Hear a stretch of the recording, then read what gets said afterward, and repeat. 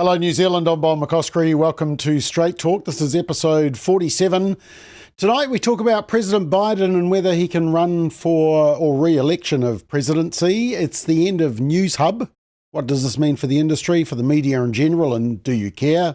The government wants to join or force Facebook and Instagram to pay for the news to help prop up the news media in New Zealand.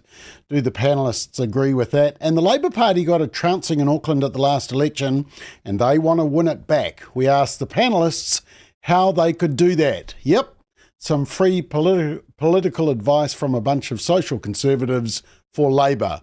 That should go down really well. Plus a pop quiz, so let's check out the panel. And another handsome lot. Firstly, well, we'll start at the very top with Simon. I'm not quite sure what I mean by top there, Simon, whether it's top of the screen or top of the looks. But anyway, welcome, Simon. How are you? Well, I'll take that latter suggestion then, that it is top of the looks. I mean, it's the lack of humility, but I'll take it. Thanks so much. Top of the pops. Well done. To the Esk Valley and Ashley Church. Had a good weekend, Ashley?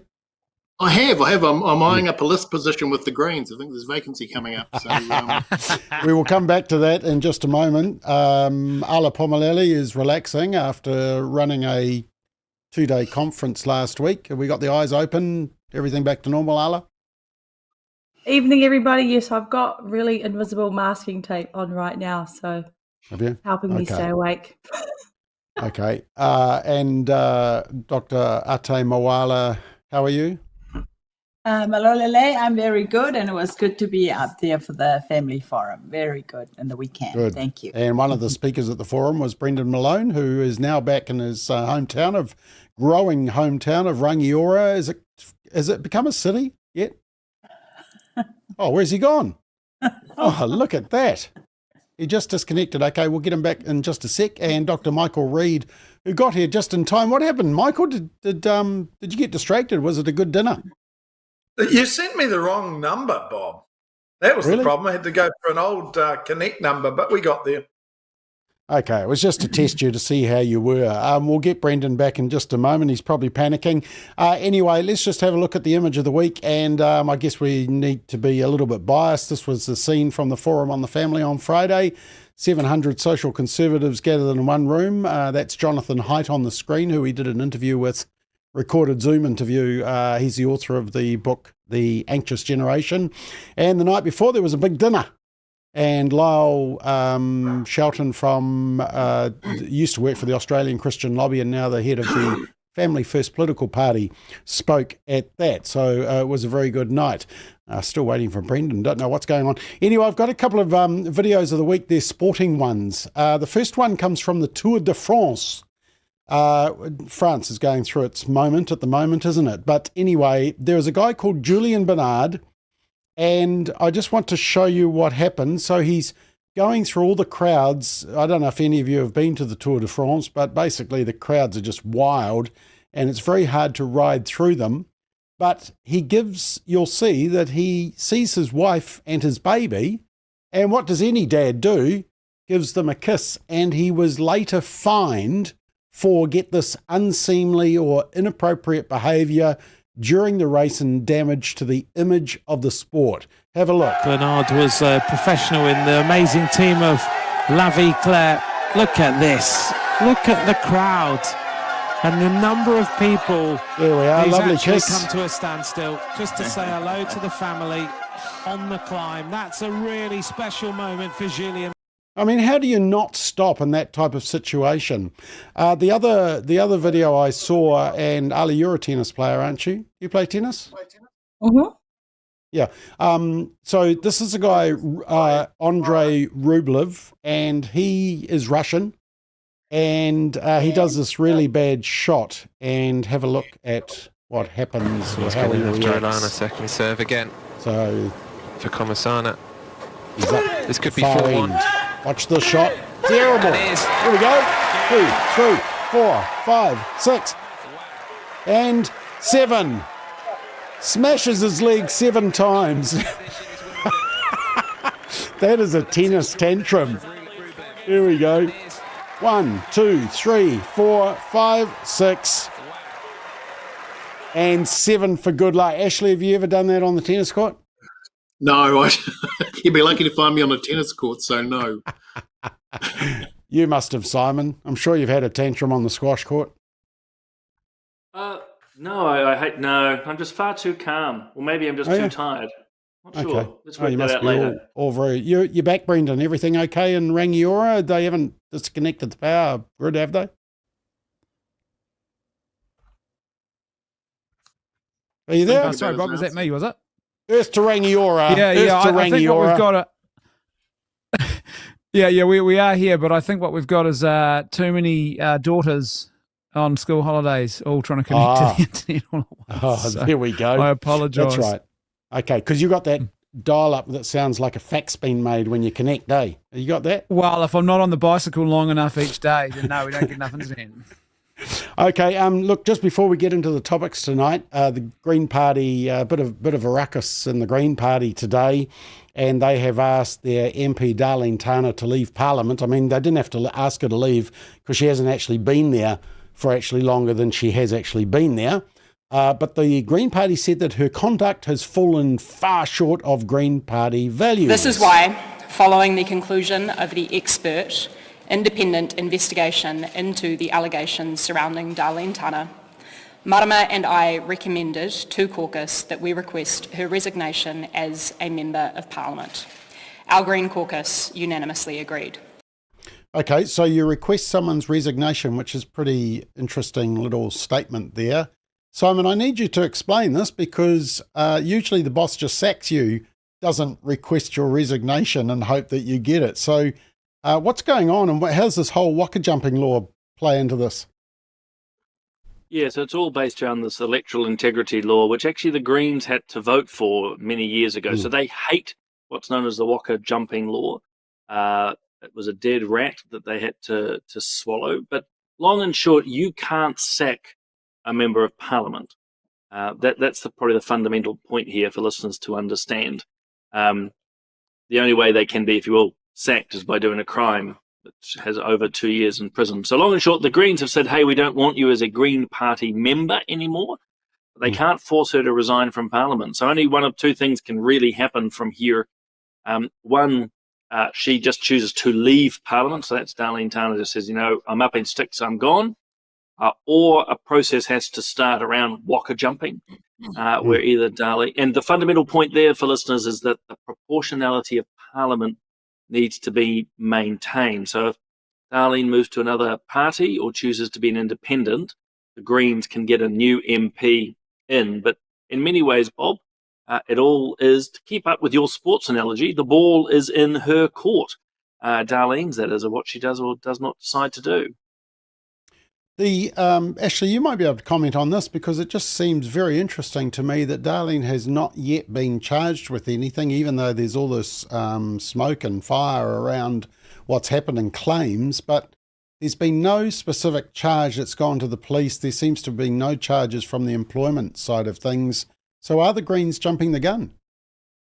Well, not necessarily, because she may not be charged at all. It may well be that what she's done isn't illegal, but breaches the protocols around Parliament. Yeah, so it's quite possible there'll be no charges laid in respect to this, but that what she's done deems that she should no longer be a parliamentarian. Okay, there's a lot of Brendan. There's a lot of issues going on in the Greens at the moment. Do you think this is just bad luck, or is there something in the water? Well, I think, ironically, I suspect the way that Chloe reacted and the way they've reacted so fast is because of all the issues. They're getting sick of them, and they probably want to make a good showing of the fact that, hey, we can be a disciplined party. And I have to say, Chloe did acquit herself very well tonight. She actually looked, ironically, very prime ministerial, where perhaps Luxon of late hasn't really looked that way. She was clear, she was in command, and at the press conference, they rattled off the full chain of events, the timeline, so people could clearly see they've acted quickly. And also she made a point of saying, if we had our way, we would release to you publicly the report right now, but we can't do that because privacy laws prevent us. And so we're asking the various parties if they'll let us do that. So, yeah, I think they're actually trying desperately to sort of try and shake the hoodoo, if you like. And maybe that's why they've acted, Bob, so quickly. It's because they're afraid. Yeah. Okay. Ala, Ate, Michael, any comment on what's happening in the Greens? Let me show you what the panel are saying. The commentators, Rosie says, is there any political party in New Zealand who would welcome her with open arms? Well, she hasn't been there, so nobody knows what she's like. Christine says, Darlene, my new favourite Green MP. Craig, regarding that tennis tantrum, he said if that tantrum was me, it would be every shot, because every shot would be a bad one. Noel says there was a car racer this weekend who kissed his wife after the race and he didn't get fined. Yeah, maybe it was because it was the end of the race. And Ken, who's doing our social media as usual, he's into cycling and because he likes wearing the leotards and stuff. And he said cycling's governing body, the UCI, has been bureaucratic idiots for many years. Most of the cycling fans have no respect for them. So that might explain that side of things. Anyway, let's continue. President Biden, straight after the shambolic debate that we talked about last week, that even CNN and MSNBC said was a disaster, Biden was out to prove that, no, he is good to go. So he went on a Pennsylvania radio show with the host Andrea Lawful Sanders, apparently, who we now know that the White House actually provided the questions to the radio station. So it was a friendly interview. And Biden goes on this interesting conversation where he calls himself the first black woman to serve with the black president. Catholic kid growing up in an area where we didn't like Catholics didn't get elected. I'm the first president elected statewide in the state of Delaware when I was a kid. Well, you know, I looked at John Kennedy and said, well, he got elected. Why can't I get elected? By the way, I'm proud to be, as I said, the first vice president, first black woman to serve with a black president. I'm proud of the first black woman in the Supreme Court. There's just so much that we can do because together there's nothing. Look, this is the United States of America. Yeah, this is the United States. And then he was at a function just after that and he talked about the congestion on highways at a White House function. Thank you. One last thing. You know, I used to think when I was a senator, there were always congestion on the highways. There's no congestion anymore. None. We go on the highway, there's no congestion. And so the way they get me to stop talking, they'll say, we just shut down all the roads, Mr. President. You're going to lose all the votes if you don't get in. But anyway, I'll be back out. And by the way, I've been all over the world with you. I've been in and out of battles anyway. And then he told a crowd that he would beat Trump again, but listen to what year he's going to beat Trump. Guess what? They're trying to push me out of the race. Well, let me say it as clear as I can. I'm staying in the race. I'll beat Donald Trump. I will beat him again in 2020. Yep, he's going to beat him again in 2020. And then he went on a friendly media outlet, ABC, with a friendly interviewer and explained why he did so badly on the debate night. I'll come back to you guys to see if anybody can actually explain what he said. What were you experiencing as you were going through the debate? Did you know how badly it was going? Yeah, look, the whole way I prepared, nobody's fault, mine. Nobody's fault but mine. I prepared what I usually would do, sitting down, as I did come back with foreign leaders or the National Security Council, for explicit detail. And I realized about partway through that, you know, I get quoted, the New York Times had me down at 10 points before the debate, 9 now, or whatever the hell it is. The fact of the matter is that what I looked at is that he also lied 28 times. The way the debate ran, not my fault, no one else's fault. But it seemed like you were having trouble from the first question in, even before he spoke. Well, I just had a bad night. Yeah, seems to be having another bad night. Just before I come to the panel, his wife, Jill Biden, is sticking up for him. But as you watch this clip, this clip just gets to me because it just is very sad. Just have a look at Joe Biden. I saw in him then the same character that I see in him today.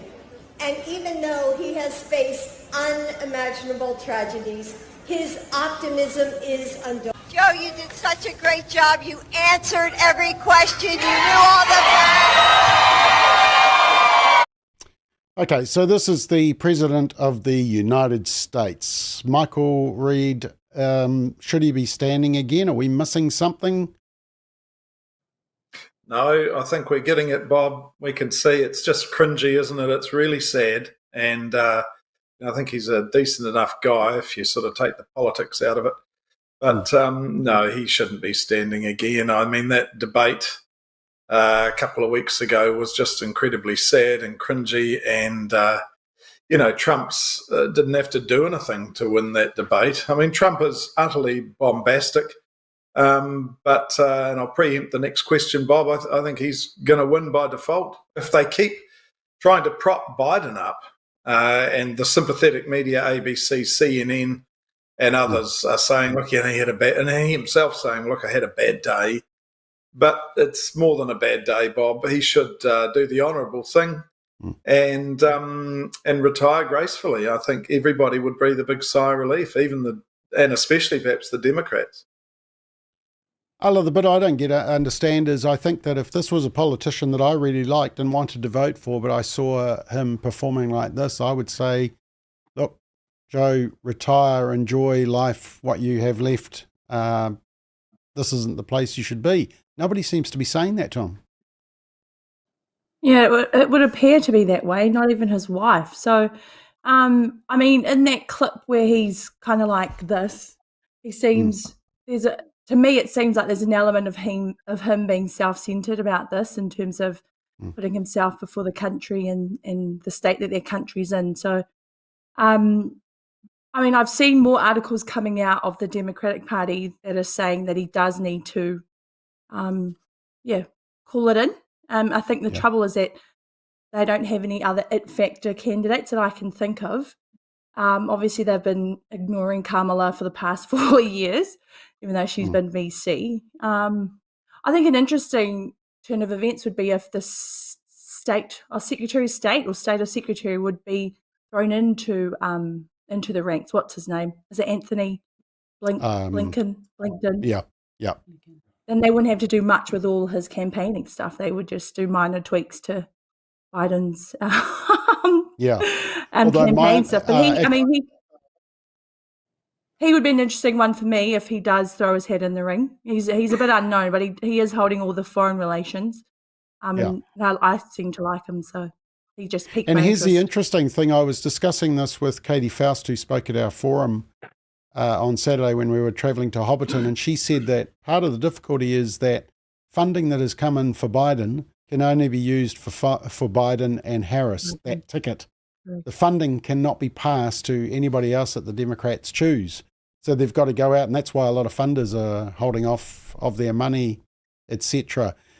Simon, the issue that it really raises for me is that not only does this make Biden and the Democrats look bad, but to me it has really shown up how much we have been gaslit by the media. You know, when he fell off his stationary bicycle, they said it was no big deal. When he started wearing the funny shoes, they just said, oh, well, it's, he's just been trendy. When Special Counsel Robert Hur declined to press charges because, he was an elderly man with a poor memory, the media denounced her. And even the New York Times said that a lot of the images were misleading and cheap fakes. For example, when Obama let him off the stage. It seems like that the media has gaslit every one of us, and I think they look really bad in all of this. Do you agree? I do, and I wouldn't say it seems. I think absolutely mainstream or legacy media have gaslit the public. It's been completely obvious. It's the emperor has no clothes dynamic. Biden's been struggling, and to pick up on what Michael said at the start, it's actually quite cruel and very sad what's happening to him, and to the extent that others are leading him down this path. What you've seen as a media over many years tell anyone who's dared to question what's happening, and actually often out of concern, not out of malice, they've been told, as you say, that they're wrong, they're Trumpers, they're MAGA lovers, they're bigots, all the usual sobriquets. What you now see, of course, is, I would argue, near blind panic by those same outfits. They realise that actually the presidential race almost is lost, so they're desperate to, obviously prevent Trump, but desperate to keep the Democrats in. And one small thing, you had that ABC interview. George Stephanopoulos is a former White House communications manager for the Democrats. So you couldn't have got a softer, easier interview. But again, I would argue they've gaslit. Now they're desperate. They're in a panic, which is why you've seen more and more stories around donors and who's questioning. Because they want Biden out because they want to keep the left in. Yeah, I can tell you when I was on radio, if somebody I was interviewing sent me the questions to ask them, I'd say, forget it. But that's kind of the way. You said something about all the sobricators? Did you say that, Tim? What's that? Sobriquet, nicknames, nom de guerre. So I just like words. I mean, you talked about the Tour de France earlier, so yeah, sobriquet, different names. It's unbelievable. You hang around Bruce Logan at a conference and then you start bringing out all the Roger Thesaurus words. I mean, just keep it simple, Simon. Ashley, what do you reckon? I thought sobriquet was a pudding. So a couple of things. We're indicating two things that we're indicating that we're shocked about. So the first thing is, we're assuming that he's got dementia. He may well he may actually identify as a black woman under the sort of woke environment in which we live. So we can't conclude that. The second thing is the shock that we seem to have around the idea that the media will actually lie on his behalf. I don't know why that would surprise anybody. We've spent the last 4 or 5 years in this country with a media that basically closed ranks around Jacinda Ardern, determined not to expose any of her various and many weaknesses. So, the idea that the left-wing media will actually actively participate in a cover-up of somebody's inadequacies is something that shouldn't surprise us here in New Zealand. Look, I agree with everything that the previous panellists have said. And I still stand by what I said last week, which is he's not going to resign for all of the reasons that have been indicated and a range of others. He will be the candidate for the Democrat Party for presidency at the election. As a result of that, watch what happens with Robert Kennedy, who's the independent candidate who left the Democratic Party, who I believe will start picking up a significant proportion of those votes from both the left and the right. Democrat voters who can't bring themselves to vote for Biden, and indeed Republicans who simply can't bring themselves to vote for Trump. And as a result of all of that and a range of other things that are going on in the American political landscape at the moment, Trump, who I have no time for and find to be a revolting man, will win this thing in a landslide. So there's a certain inevitability to what's going to happen over the next few months. Okay, and I think you calling Trump a revolting man is going to make my text machine go off its nutter. So here they come. Actually, while you were saying that, I was just interested to see where Kennedy was at. So the latest polling, according to The Hill, has Trump at 41, Biden at 39, and Kennedy at 8. But interestingly, in the last week, he hasn't changed. So Biden has dropped. Yeah, so I'm not sure whether he's going to get the traction that he needs. There's quite a bit of time left, quite a bit of time between now and the election. I'll tell you, you're a medical doctor. If you were visiting the White House and were giving some advice to the family, what would you be saying? I think that, it's obvious they're very cruel to let your father, a husband, be treated like that. But it's obvious that Biden is not running America. The big donors, Soros and Obama and the Clintons, they are the ones who are ruling and running the party, not the people. And Trump is right. Washington, D.C. is a swamp. My predictions, what's going to happen to the Dems, that will get worse. Their party is very fractured. But I'm encouraged is that there's a strong group of conservative voices now are speaking up, like Byron Donalds, Tim Scott. So it's good that they are negating all the rubbish from the media. But whoever, I won't be surprised if they, put Biden up and collapse at the last minute. And who knows whether it's Mrs. Obama or whoever else. But I hope that whoever becomes the Democratic candidate, that I hope American voters will be informed, will get themselves informed about basic truths. Is that the Democrats, they defend slavery, they started Ku Klux Klan, they are in bed with the media and big tech, they're for illegal borders, all that stuff, anti-family, anti-Israel, pro-abortion, pro-trans, and all the stupid green policies. So I think at the end of the day, it's very obvious that Biden is not controlling this thing. It's people. He's a puppet, but he has become the biggest clown in town, unfortunately. But it's been driven by Soros and Obama and all those people. They're manipulating. They don't care about America. They're in for power and manipulation, and it's very obvious. Do you think that Biden is anti-Israel? Democrats are very obvious. They're very, 1 minute he's saying he's pro-Israel, and they're not agreeing to supply what they need. It's very obvious. But I don't think it's him. I think he's just a puppet. It's Obama and Soros and them. They hate Israel, and that's why Trump is pro-life and pro-Israel, and I thank God that he put in those free justices. Otherwise, we wouldn't have had Roe v. Wade. Mm-hmm. Yeah. Brendan, do you think that Biden should be running, and two, have the media gaslit us and they've been discovered? Well, yeah, I think the media, not only have they been discovered, Bob, but I think they've realised they're in a really bad spot, because now they've gone from pretending everything was okay to now actively doing proper investigative journalism. Like you may have seen the report in the last 48 hours or so, where they've gone and checked the White House logs, and 8 times since August, a neuroscientist and doctor who specialises in Parkinson's disease has visited the White House, and they're now asking, why is that happening? So they're actually doing their due diligence now. I think also the social media staff have been exposed, because quite clearly it's not Biden who's running Biden's tweets and other social media that are going out under his name.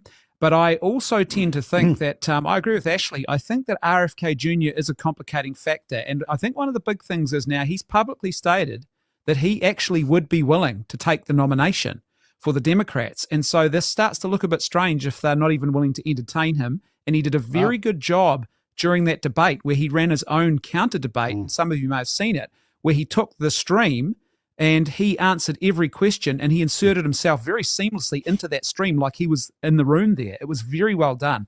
So I wouldn't discount him, and I think his support will grow as Dem voters get a bit more desperate over the coming weeks and months.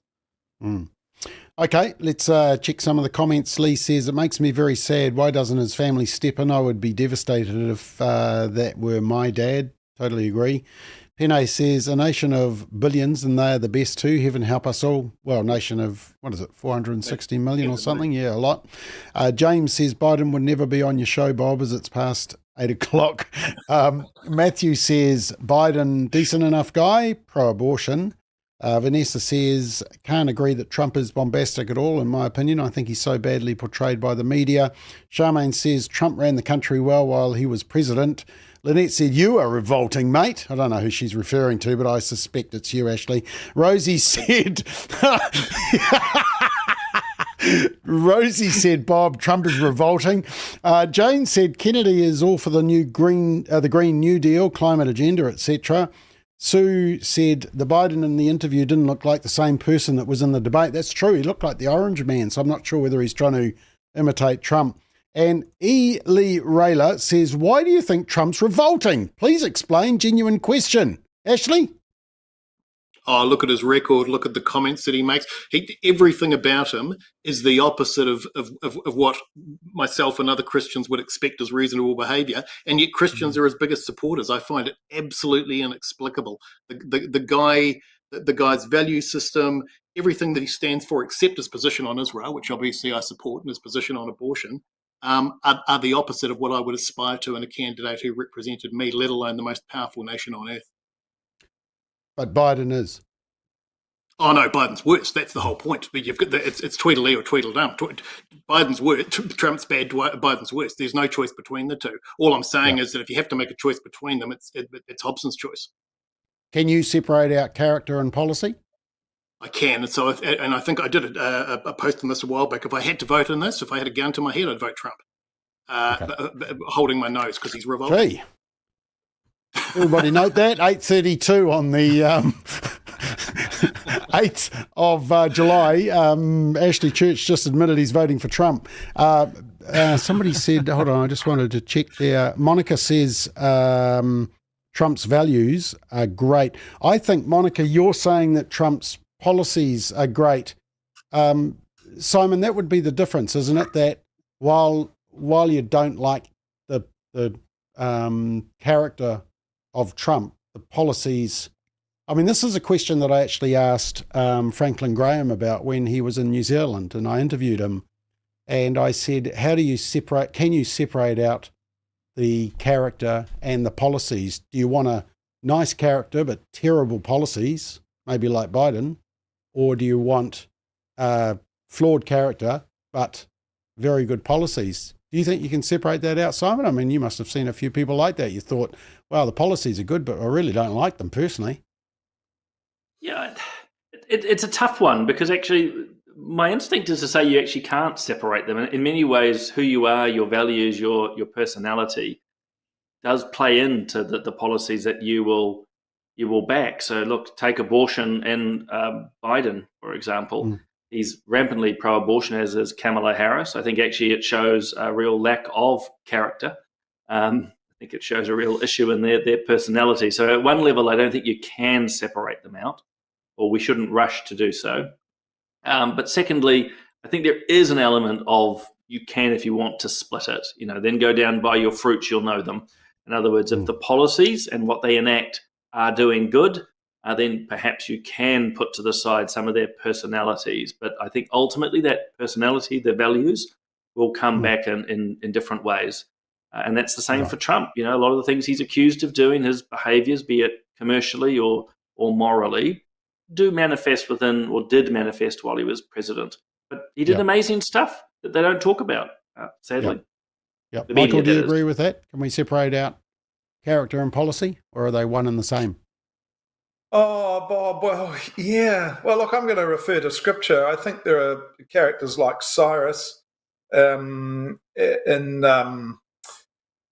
Persia, and, he was a very pagan character, but he was used by providence to allow exiles to return. And, when we read that account in the biblical narrative, we can see that, God's hand works in truly mysterious ways through people that can be fairly unsavoury people. And I don't want to say that's necessarily the case with Trump, but I agree with the others. There were some policies that conservatives really liked. Can you separate it out from the individual? Well, maybe in a political sense. Simon might disagree, but perhaps you can, because politicians come and go, don't they? Policies, though, I think what you said, Bob, is helpful. One person who's morally not good, but some policies are good, Trump, and the opposite with Biden, I think, is probably a good way of looking at it. I mean, well, just want to say to Ashley, look, what's wrong with a Hobson's choice? In our own nation, Hobson's choice is actually okay. And I just want to say also, Bob, that I worked with Bruce Logan for many years, and his vocabulary by osmosis was actually quite wonderful for me and many others. So there you are, Bruce, if you're listening. I thought you were going to say that Bruce Logan reminded you of Biden. I was a bit worried then. Far out. That'd be pretty poor. No, I would not say that, and neither would you or anyone else who knows Bruce. Only because he's on my board. Ala, any comment to make? Do you vote for character or vote for policy? Character. I don't think the two are separate. Doesn't matter what world you're in. They inform each other whether we like it or not. But, yeah. I'm also sick of talking about American politics, so that's my answer. Okay. I should be more concerned because I have nieces and nephews that live there, and this affects their everyday lives. I am more broken for American people who genuinely are facing cost of living crisis, a ridiculous border situation where there is obviously this attempt at a one world government happening, lots of this crime everywhere, and that's paying. I would be just disheartened as an American if this is what we've got to pick from. But as Reverend Michael said, God is still sovereign over our leaders, and His will be done. So that's something to be hopeful about as well. Yep. Did I ask everybody on this? No, Did I miss anybody? Brendan. I think there's a suggestion. I hope we're not suggesting that Biden's character is good. Oh my God, with regard to Hunter Biden, what's going on there. But I think also going back to the scriptures, all of us have got issues with our past. I'm not saying that Trump hasn't got any problem. He has got problem, but looking at what he's done for America when he was president compared to the mess that he did now. And King David in the Bible, what he did with Uriah, killed him to get his wife. And yet at the end of the day, God comes through. He has his anointed. And he said he was a man after God's own heart. How do we weigh that up? But, God is sovereign. And there are things that he knows that we don't know. So we pray for America. Yeah. Okay, let's just check some of the comments. Kevin says, don't judge the man, judge the policies. After all, isn't that what Family First does in the value your vote assessment? Carol says, Trump talks a lot about Jesus. He's much more religious than you think. Sunny Side Up says, I'd rather a leader who speaks chaotically but does a good job than one who speaks smoothly while he secretly sows ruin. Here we go. Asher says, Dr. Reed was a wonderful teacher for me in high school. I came on to listen to what he is saying today. Welcome, Asher. Excellent. Nancy Margaret says, well, this follows on from the compliment about Michael. God can use anyone. It's about Trump. I would vote for Trump. Stuart's from Parakai and Helensville, obviously sitting in the hot pool on school holidays. Now, actually, I just want to show you this one because I think this is interesting. Craig says, does our Prime Minister's morals equal his policies? I will just leave that one up for you to consider. Right, next topic. Discovery has confirmed in April, they did confirm that Newshub was shutting down, and Newshub shut down on Friday. And it was on the show because it is the media and it's the news and you have to watch it. Well, you don't have to. But we could all commiserate with them. And this was their commiseration on the 6 o'clock news. We have loved making the news. Thank you so much for watching, for having us in your homes. Come on in here, guys. Get in here. Come on. There's a huge team of people that work behind the scenes to make this happen. Thank you. Look, saying goodbye. It's so hard, isn't it? It's so very hard, but... Yeah, it's so very hard. And then on the AM show, they also had a little discussion about it as well. Yeah, there's something special about a shared experience with your audience and with viewers at that time in the morning. We've had so many people write in and say it's their reason for getting out of bed. It helps them feel like they're connected to the world in the morning. So it's special what all of us do. Yeah, I can safely say that I never actually got out of bed just for the reason of watching the AM show. But anyway, I'll start with you, Arla. No. I'm not laughing at their demise. No, I'm giggling because your videos just shows how bland our TV is. It's so boring compared to other countries and their AM shows. Like I'm thinking of the Australian and the UK version. Theirs is more lively and fun. Yeah, that was just like a B team version. Anyhow, am I concerned? No, I clearly didn't realise that Newshub was going down. Unfortunate for all, obviously those involved whose jobs are on the line, but clearly the landscape's changing in terms of media and mainstream media, especially with the rise of social media. So, and I'm not too fussed because a lot of our mainstream media is left-leaning. So the more they go down, is that better for us? Maybe. Is it better for democracy? Probably not. But I would hope other things would rise in their place. So, yeah, I'm not bothered. The more left-leaning media goes down around the world, the better. Ate, were you worried? Are you concerned that Some of the legacy media are struggling, closing. Good riddance, I say. Journalism is supposed to be a fourth estate, but they become they became an instrument of power, basically. I agree with Allah. They are left-leaning, pro-abortion, anti-Israel, anti-family, and I am not worried at all. I think it's good for them to move on. They've unsuccessfully tried to make the public believe that, for example, that Family First, that we are a bunch of loonies, and they make the public of New Zealand, especially our young people and our university students, that Hamas is a compassionate group of people, even when they rape women and they burn whole families alive and use Palestinians as human shields. So they still believe. I mean, the New Zealand young people and adults, because of the media, think that that Hamas is a compassionate group of people, but they're terrorists. And 2 weeks ago, I went to attend the Destiny conference. I haven't been for a long time. And I was just so encouraged to see hundreds and hundreds of families coming to the conference together. And, these are, 3 or 4 generations, people who had been in prison, fathers who have been restored. And this is the work of Brian and Hannah Tamaki.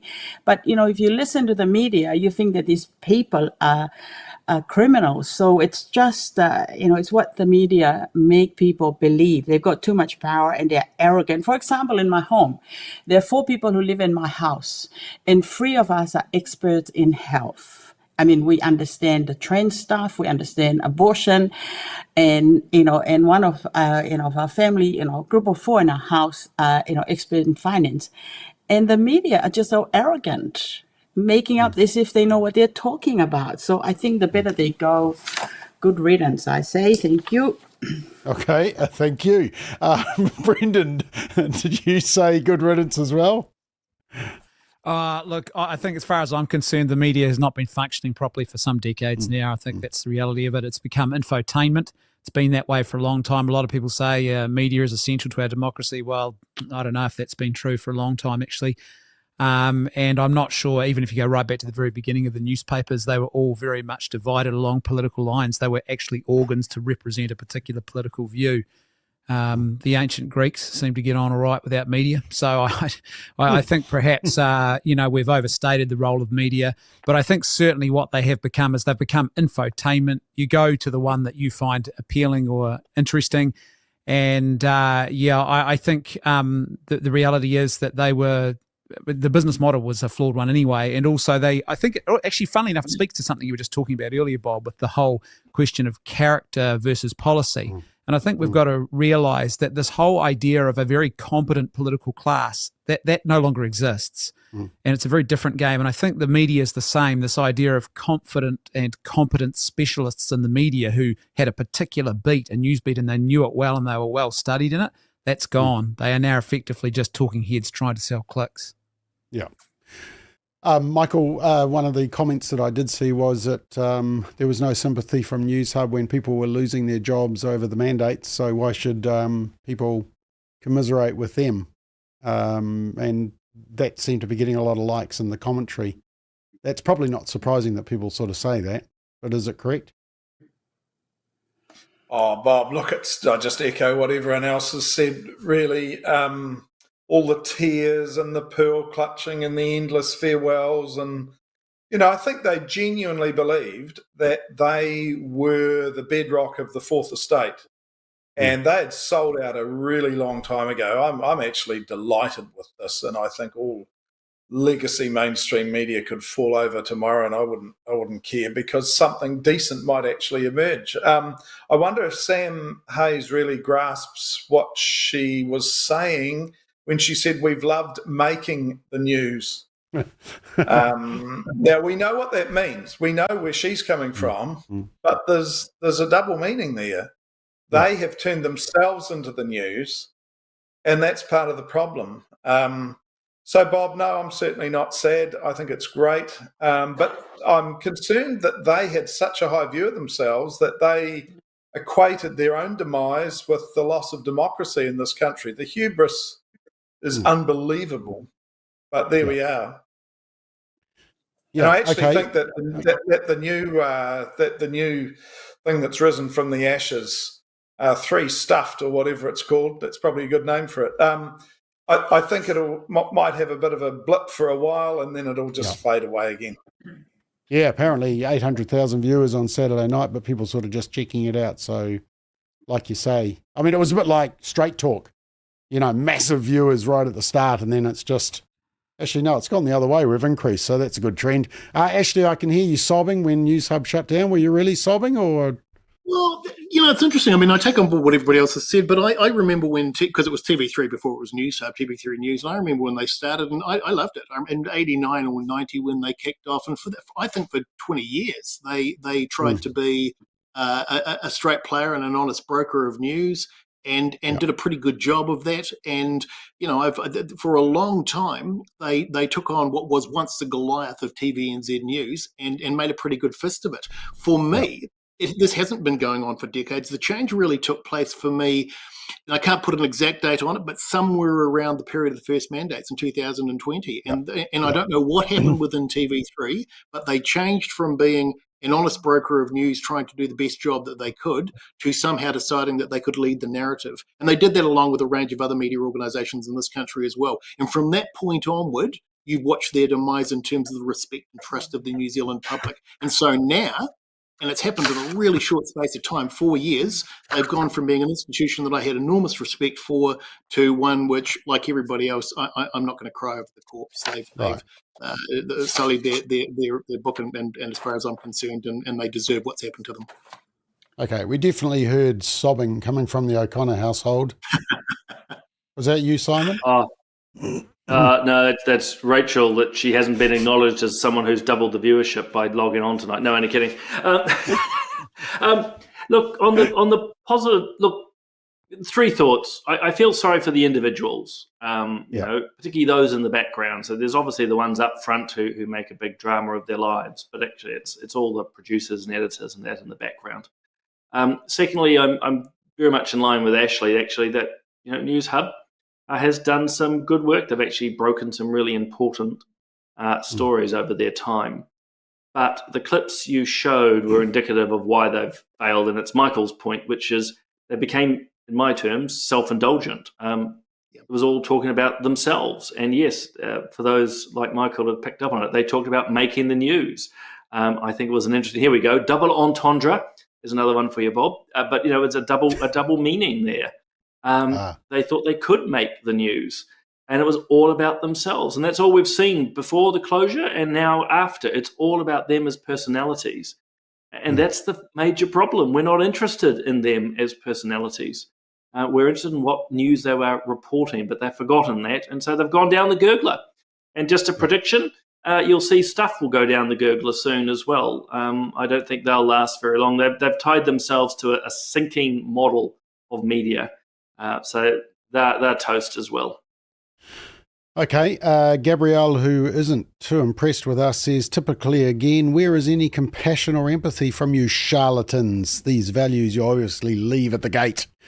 Although I think many of you express concern about the people, individuals, it's the industry that you're attacking. Rex is watching. Brendan has summarised well the amateur hour that is Newshub and TVNZ. The 6 o'clock news ritual is now irrelevant and odious. What's that mean? You've been talking to Simon. Gee. That's what happens when you get academics watching, given electronic.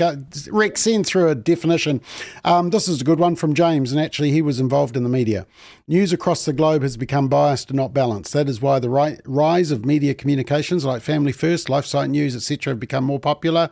We gravitate towards a particular opinion which mirrors our own. The national media only have themselves to blame. Rather than presenting a neutral news, they've become leftist political mouthpieces.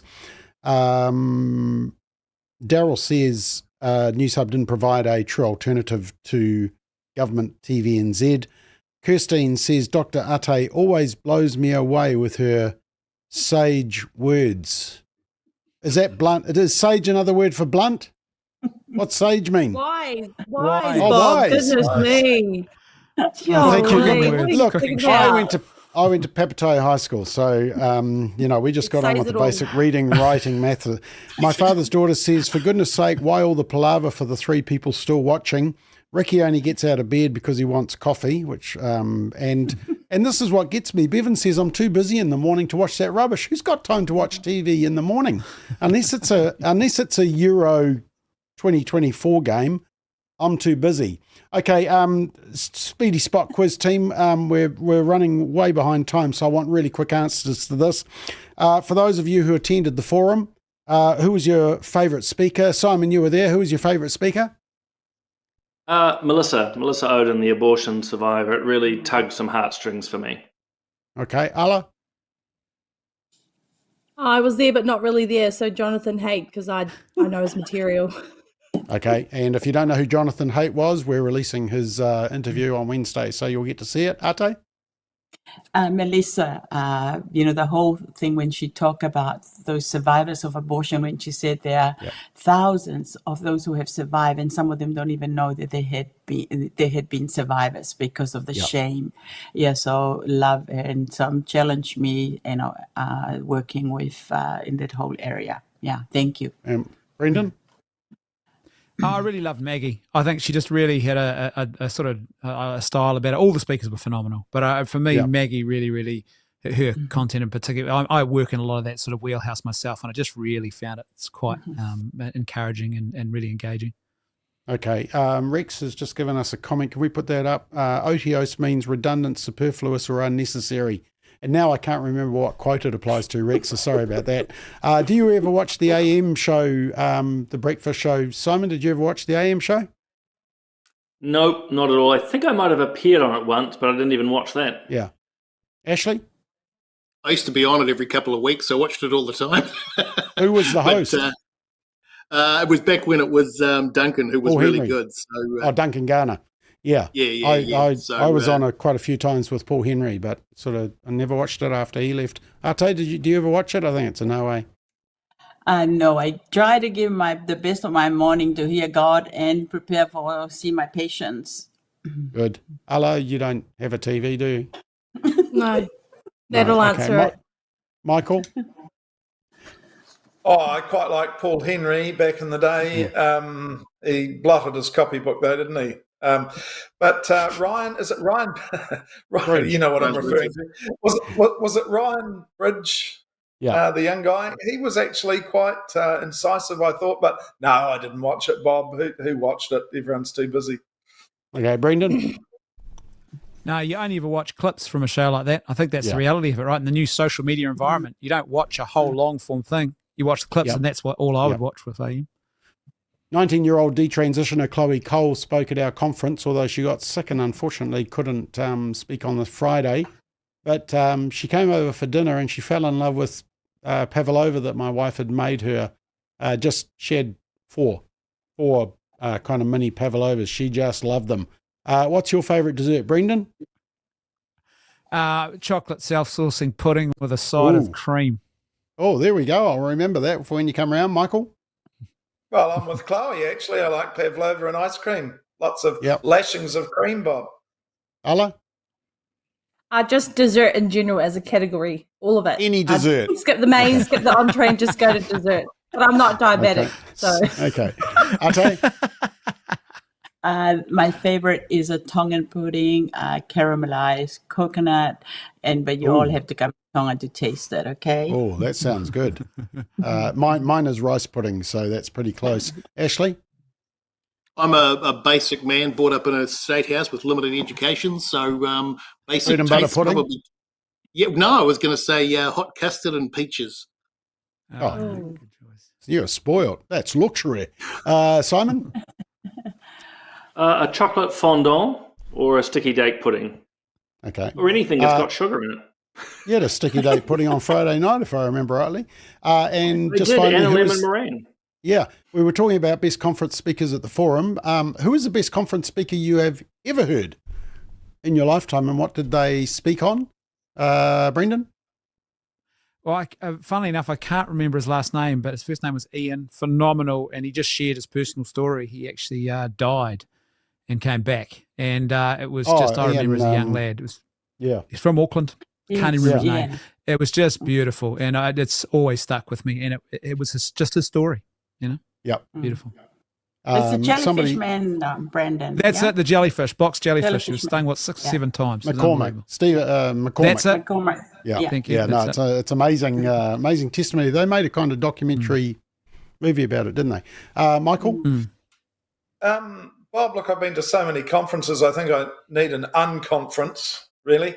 But no, Family First is certainly good. Look, I remember, was it 2012 you had that American medical lady, Miriam Grossman? Miriam Grossman. Funny that. I just sent off an invite to her today to try and get it for next year. Yeah. Well, she was very good, I thought. And but all the speakers you've had, Bob, I think, but I remember Miriam. I was at that conference and it was just very good. Yeah, she was also on the What is a Woman documentary with Matt Walsh. She was pushing back against all the whack job doctors that were keen to medicalise and castrate healthy teenagers. Ate? I would have liked to hear Chloe some more, but I was so happy that I managed to hear a little bit. Of course, the interview with her and then on Thursday night. And the guys, I love listening to Martin Iles and Israel Folau. I think they're just my heroes with regard to the next generation and their conviction. Ola? Yeah, Martin Iles, I think he was there 2-3 years ago, and he did a talk on character and courage, and I'll never forget what he said. He said, it's one thing to be right politically, it's another thing altogether to be right with God. So I love that. Yeah. Excellent. Simon? I'm a complete cop-out. I've been struggling all day to ponder this one. Seriously, a bit like Michael, I've been to so many conferences, and look, it's my personality. I sort of just absorb in general and not actually stuck too much on a particular person. I can't answer it. There we go. I don't have an answer. You've stumped me. Boo. You used to be indecisive, but now you're not quite sure. Ashley? I've been a speaker on a couple of Simon's podcasts, so I'm hugely offended. So it's a very interesting and subjective question because it changes all the time. So I'm going to give you two answers. If I was going to give you somebody recently who made an impact and for sheer entertainment value, it would be Jason Gunn, who was at a conference I attended recently, who was absolutely brilliant as a speaker. But if I went back over the long period of time and it just looked at somebody who'd had an impact on my thinking and on my life, in terms of both presentations that I've been to and also podcasts and things that I've heard, it would be Chuck Missler. Chuck Missler. Okay. Did you keep up with him? In terms of his speaking or in terms of... Yeah, and he's just a full-on... He was my first interview on Rima, and I was interviewing him and I was just trying to keep up. I mean, it was brain overload. He was just going at 100 miles an hour and he just knew so much. It was just incredible. Amazing guy. So him in terms of the long haul. Yeah. Okay. Right. Just a couple of quick comments here. Where did it go? Here it is. June says, "The dog ate your homework, Simon." Yes. Probably. Albert says Tucker Carlson. He did have an interesting speech. Don't know why Vanessa's asking Warren if he's carnivorous. Ronnie says those Nana's blueberry pies from Countdown are very nice. 2 minutes in the microwave, spoon of brown sugar and milk. Yeah, because they need more sugar, I'm sure. Warren says, really for dessert, I want another serve of meat. Shelley says spotted dog. Is that actually a dessert? That might be a favourite speaker. And this question here, will Chloe come back next year? Well, we will invite her because I'm sure she was as disappointed as we were. Team, we're just about out of time. I just want to show you a quote from, actually, it's one of your old colleagues, Simon. It is Minister of Broadcasting, Paul Goldsmith, and he said this. This is regarding whether we should force Meta and Instagram to pay news companies. says all around the world, countries are trying different techniques to encourage what we've never seen before in history, in the sense of these very, very powerful global powers that do wonderful stuff. Here's a key bit. Our public interest in all this is to ensure that we have sustainable journalism, because that's an important part of our democracy. And secondly, that we will continue to have access to our stories and our music on air in a very cluttered landscape. Okay, so basically the government and ACT doesn't want anything to do with this, so it's national in New Zealand first, and I think they'll get the support of Labour, but they're going to try and tell Facebook and Instagram to pay for anything from the news companies up on Facebook and Instagram. Just if we can just do this very quickly, team, because we're sort of over time, but I don't quite understand this. The news companies post their own stuff to Facebook and Instagram so that we go to the story and then we click through to the news website. So what am I missing here? Why are the news companies upset? Brendan, are you able to explain this to me? Well, it favours the big players, basically. It drives it actually hurts small independent media.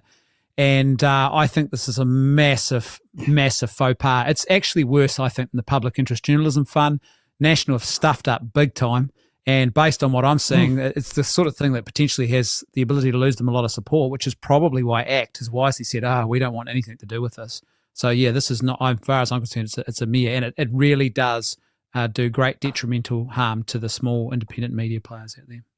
Okay, Ashley, do you have any understanding of what's going on here? Oh, yeah, no, totally. And so putting everything else aside, this has failed in Canada and Australia. It hasn't worked. Yeah. So they've tried something similar, hasn't worked, and they've ended up with a situation which I think they regret. So all the more reason why I simply don't understand why Paul Goldsmith would be persevering with it. There is one small caveat, and I think it's important to understand this distinction. So where a media organisation is simply taking a feed from a media organisation, where a social media platform is taking a feed from a media organisation and using it online, don't have a problem with that, and I don't think it should be paying for it. Where, and I think MSN do this, where a social media platform is taking it, reformatting it into their own platform, and then reusing that news, I think there is an argument for saying they should probably be paying for that. But most of them don't do that. Most of them just take the feed, which actually drives traffic back to the media organisation that they took it from, which is a great thing. Yeah. Ate, do you have any understanding of this that we're missing, or? I think, as Ashley said, I think the government is dreaming. It hasn't worked overseas. And, why would we do this in a current situation where, big tech and the media are just lying? I mean, if they can prove to us that they are telling the truth and they're going to do the hard work, present the facts, and let us decide what we want to get from it instead of them being arrogant liars. Thanks. Yeah. Michael? It's the Willie Jackson idea. That's period. That's it. And of course, National was very critical of it, and suddenly they're adopting it, and it's just utterly bizarre. And I think what Brendan said is true, Bob. It's going to really harm, particularly smaller media's operators, and it's a sort of a quid pro quo to try and bail out ailing mainstream media. It's just deplorable, really. Yeah. Although won't the government still somehow give money to smaller media that they like anyway? Somehow? Yeah, they New probably Zealand on will, air? just to save face, I guess. But I'm afraid this will backlash on New Zealand as a whole if you've got the likes of Meta and Google and potentially taking anything related to New Zealand news off their search engines or even their AI, is what I've read. Then we're just like a little tadpole in the scheme of things. So it doesn't matter to them. We're not sort of similar to Canada and Australia. I think sometimes New Zealand thinks it's actually bigger than what it is. It actually isn't. It's just a blimp at the bottom of the world. And so that's probably how we might be treated by Google, which is actually going to do us more harm than benefits, I think. Look, based on what's happened to Canada and Australia, and in some places in Europe as well. So we should learn from them, but we don't like doing that. We don't like learning lessons from others. No, we want to be groundbreakers, apparently. Simon, are you able to throw any light on this?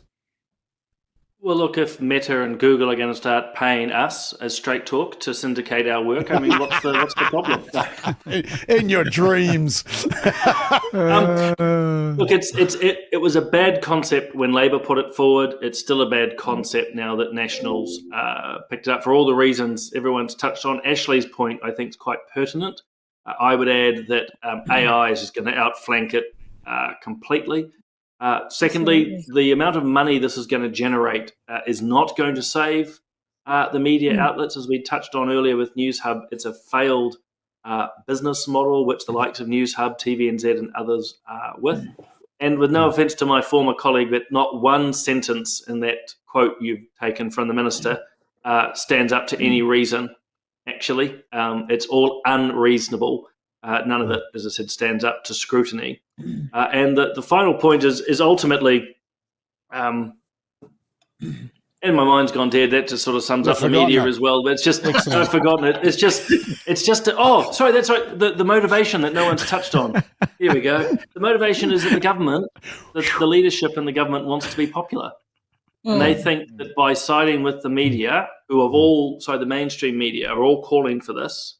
Melissa Lee lost her job because she didn't give in to them. I think instructions come from near the very top. Just give the media what it wants to make them like us. You know what the bad news is? They're not going to like them at all. No. Not going to work. Anyway, sorry, I've remembered. No, very good. Well done. We're right out of time. You're looking very smart there, Simon. And I just had a look around the panel and I realised that when Brendan comes on, who always looks pretty spiffing smart, sort of like Winston Peters, everyone dresses up. So everyone's wearing jackets and suits. The ladies are looking lovely. So, Brendan, you keep coming on because you're raising the whole appearance of the show, and we need all the help just to raise anything on the show. So that's great. Well done. Thank you very much. Thank you. Anyway, dress for the job you want, Bob, not the job you got. Yeah, that's right. Exactly. Anyway, thank you very much, Brendan. Great job on Friday, by the way.